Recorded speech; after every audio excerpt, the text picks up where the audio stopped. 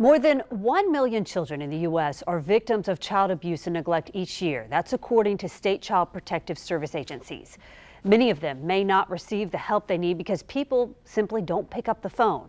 New at 11, On Your Side's Haley Harrison found out that Florida adults could be charged with a felony if they don't say something when they see something.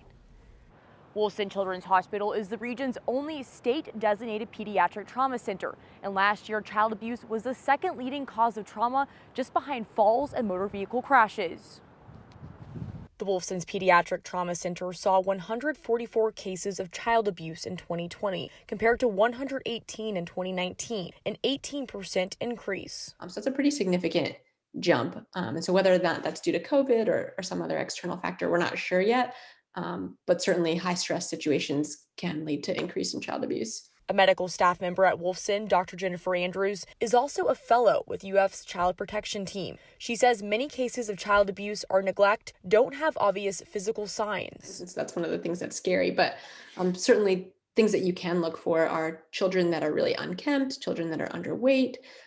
If you know a child well and they have a sudden change in their behavior, that can be a red flag. It's also important to have an open door policy with the children in your life, she says, so they know you're a safe person to talk to if they're in an uncomfortable situation. In other states, it's usually just, pediatricians or doctors, teachers, things like that. But in Florida, any adult is a mandated reporter.